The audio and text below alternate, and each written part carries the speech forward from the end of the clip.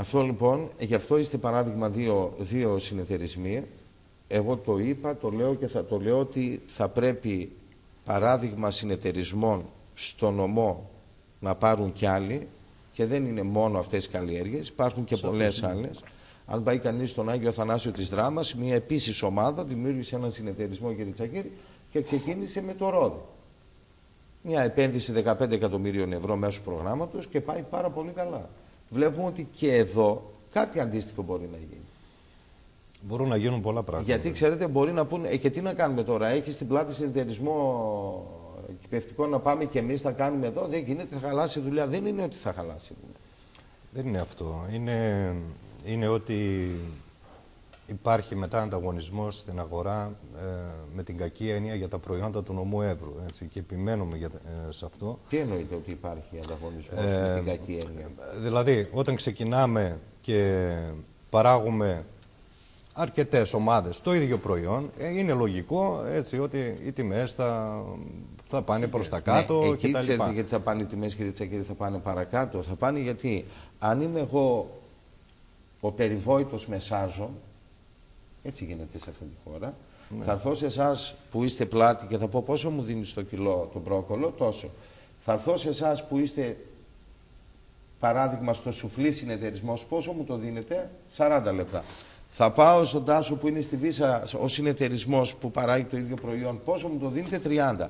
Άρα, το παζάρι. Άμα θα έρθει ο Τάσος και μου το δώσει εμένα με 30, μένετε απ' έξω εσείς οι δύο.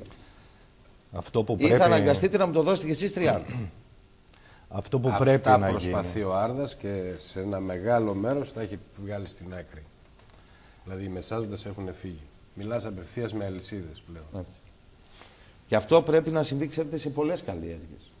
Ότι ο μεσάζων πρέπει να είναι έξω από αυτήν τη διαδικασία. Όπως είπε και ο συνάδελφος εδώ, Τάσος, υπάρχουν και συνεργασίες με τη Βύσα με τα σκόρδα, όπως είπε στην Κύπρο. Έτσι. Η Κύπρος έπαιρνε μπρόκολα από τον Άρδα. Πήγανε και τα σκόρδα. Ναι. Τα σκόρδα δίνανε εκεί. Ακολούθησε και ο Άρδας. Α, εσείς στέλνατε προϊόντα δικά σας στην Κύπρο, έτσι. Στην Κύπρο. Έτσι ξεκίνησε. Αλλού μπαίνει το σκόρδο μπροστά, ακολουθεί ο Άρδας. Δηλαδή υπάρχει μια. Να σας ρωτήσω, εγώ συμφωνώ αυτά και θα πρέπει να το δούμε και μέσω της πολιτείας και του Υπουργείου πώς μπορείτε να ενισχυθείτε, αλλά η παραγωγή την οποία παράγετε εσείς, σκόρδο και μπρόκολα και όλα τα υπόλοιπα, αρκούν για την αγορά της Κύπρου? Δηλαδή, αν αύριο την άνοιξη μας πει η Κύπρο, εγώ θέλω τόσους τόνους σκόρδο και προϊόντα δικά σας, είμαστε σε θέση να τροφοδοτήσουμε αυτή την αγορά? Είμαστε.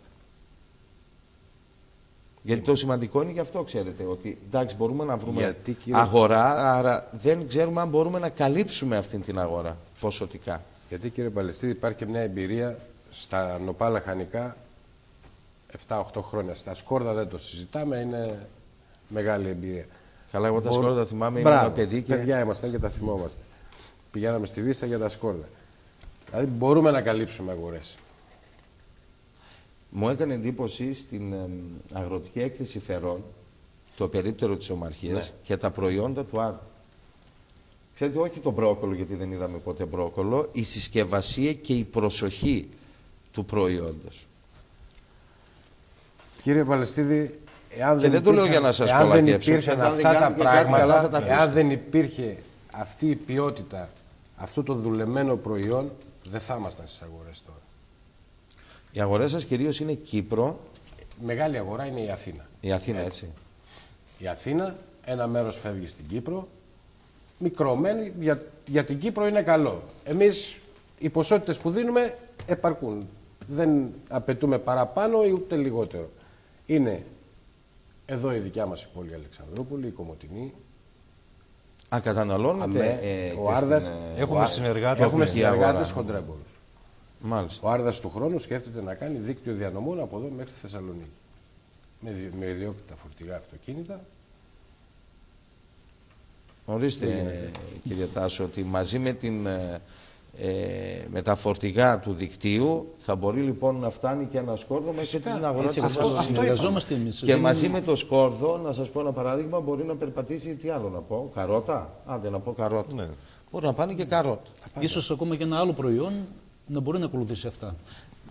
Άρα θέλουμε την πολιτεία να μας πει τι θα καλλιεργήσουμε για να επιβιώσουμε, ή θα πρέπει μόνοι μας τελικά να κάτσουμε, να ψάξουμε και να δούμε τι μας συμφέρει, πώς μπορούμε να το παράγουμε ποιοτικά και πώς μπορούμε να το προωθήσουμε. Εδώ που Γιατί στη χώρα αυτή δεν υπάρχει κανένα δίκτυο πρόθεσης ελληνικών προϊόντων. Αυτό είναι ξεκάθαρο. Κύριε Τσακίρη, εσείς είστε και λίγο πιο... Κοιτάξτε, εγώ πιστεύω ότι... Εδώ είναι η παραγωγή που κάνουν πολύ καλά αυτό το οποίο... Εγώ πιστεύω ότι αυτό πρέπει να το κάνουμε μόνοι μας. Μπορεί η πολιτεία να βοηθήσει ως ένα βαθμό. Οι συνεργασίες των ομάδων παραγωγών ή των όποιων φορέων που έχουν κάποια προϊόντα, θέλουμε να κάνουμε αυτό το μοντέλο, δηλαδή ο Εύρος να παράγει 30-40 προϊόντα και να διακινούνται μαζί στην αγορά και να έχουν πιο καλή διαπραγματευτική αξία.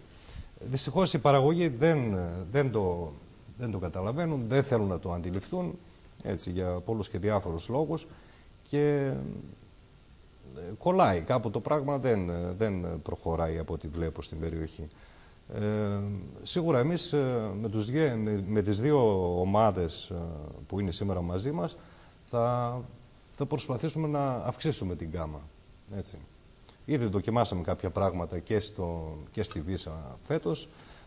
Στον Άρδα οι δοκιμές είναι έτσι, και σε καλλιέργειες και σε υβρίδια κάθε χρόνο πολύ έντονες, έτσι, αλλά και οι παρατηρήσεις και οι δικές μας αλλά και των παραγωγών είναι πολύ σημαντικές και μπορώ να πω ότι έχουμε κέρδη από αυτή την ιστορία.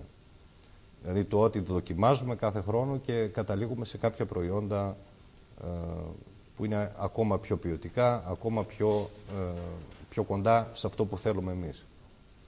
Είναι ευχάριστο το να βλέπει κανείς αυτή την ιστορία και να βλέπει το αντίστοιχο που συμβαίνει σε κάποιες ευρωπαϊκές χώρες, σε συγκεκριμένες περιοχές, να βλέπει κανείς μεγάλους λαχανόκηπους και να γίνεται εκεί σφαγή στην κυριολεξία από αλυσίδες ή από εμπόρους για να αγοράσουν το προϊόν κατευθείαν μέσα από το χωράφι. Κάτι το οποίο θα μπορούσαμε να είχαμε κάνει χρόνια πριν, δεν το κάναμε, δεν το επιδιώξαμε και είναι πολλοί οι λόγοι.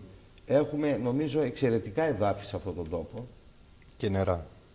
Και νερά τα οποία, οποία, είναι το σημαντικό. Βάσει των μελετών και των ειδικών πανεπιστημίων και τα λοιπά, εδαφολογικά και τα νερά μας είναι τα καλύτερα στην Ελλάδα.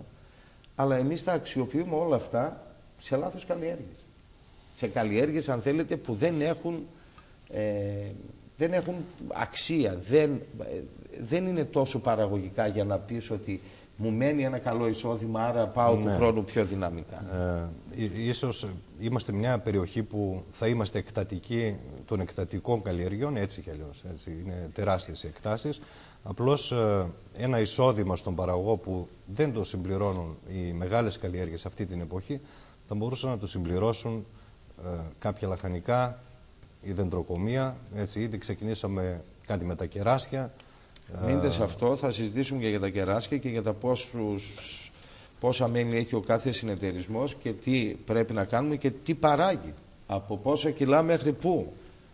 Τι όταν έχουμε τα έντονα καιρικά φαινόμενα, τι καλύπτει ο ΕΛΓΑ, τι προβλέπεται στους κανονισμούς, γιατί και εδώ ενδεχόμενα να υπάρχουν αδικίες και στη μία πλευρά και στον ένα συνεταιρισμό και στον άλλον.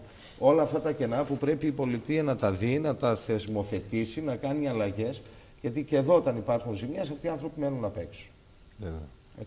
Κυρίες και κύριοι, στο σημείο αυτό εμείς θα κάνουμε μικρή διακοπή για διαφημίσεις και επιστρέφουμε σε λίγο.